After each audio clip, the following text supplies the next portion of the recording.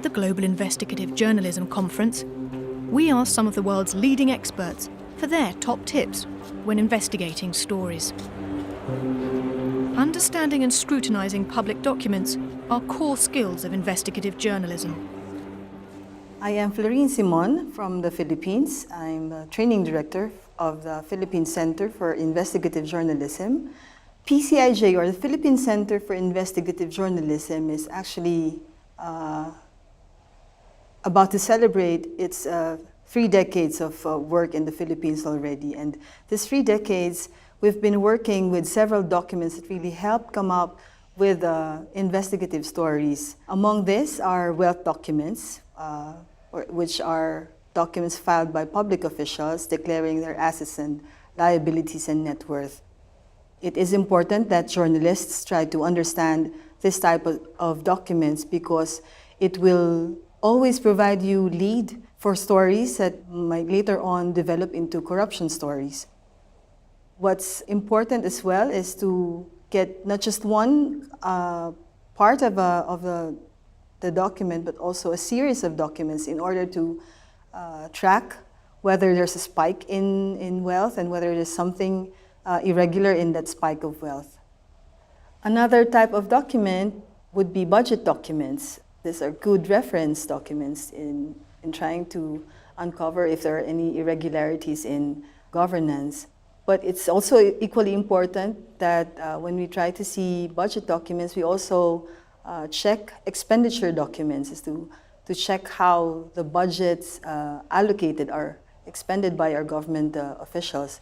Independent audit reports are also good references for stories on transparency, accountability, and good governance.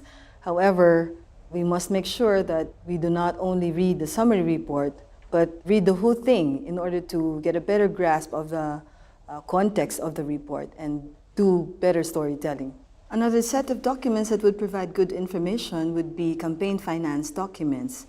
This type of documents will give you a way to track spending limits, will also provide information as to donation limits and how much money is going around during campaign period and who is donating to whom. Last, I think, would be corporate records, which are good research documents. It will provide you a way to double-check entries made by public officials in their wealth documents, whether they reported accurately or not. And it can also give you an idea of the companies that campaign donors own and whether these companies may be in any way engaged in future public projects or not. Of course, it is important that we are able to understand these documents, but beyond that, we have to analyze and let these documents speak with each other. Working with not just one set of documents would be very good in coming up with better stories.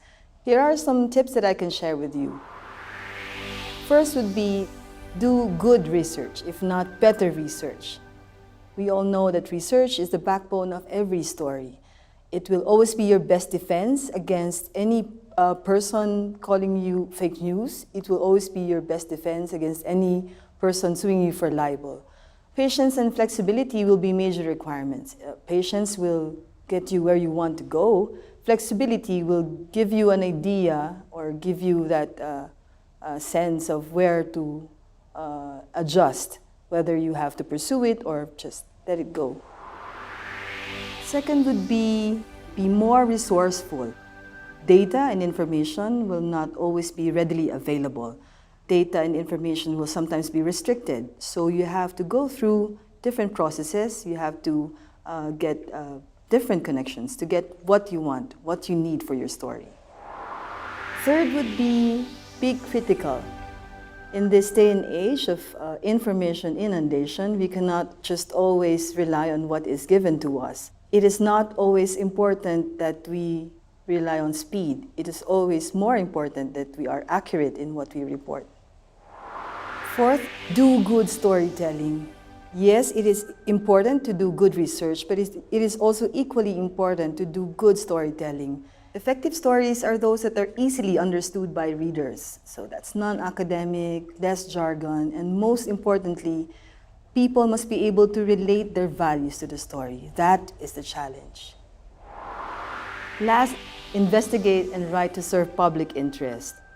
Public interest must be every journalist's guidepost and anchor. It should be where our motivation should come from. For me, the most essential tip would be to investigate and write for public interest.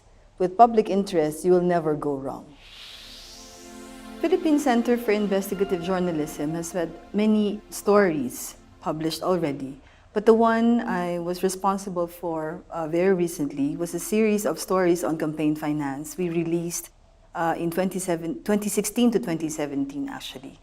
We worked mainly on campaign finance documents we acquired from the Commission on Elections. This included candidate reports about how they spent their campaign funds, but as well we reviewed documents submitted by media outfits relating to political advertisements, and we also subscribed to a report from Nielsen Media, which monitored public advertisements aired over different media platforms. Among the findings of the series of stories was that national candidates, that means presidential, vice presidential, and senatorial candidates, spent almost 90% of campaign funds solely for political advertisements. This is about 5.4 billion pesos, or approximately $100 million, worth of political advertisements aired over television, radio, and print and online media.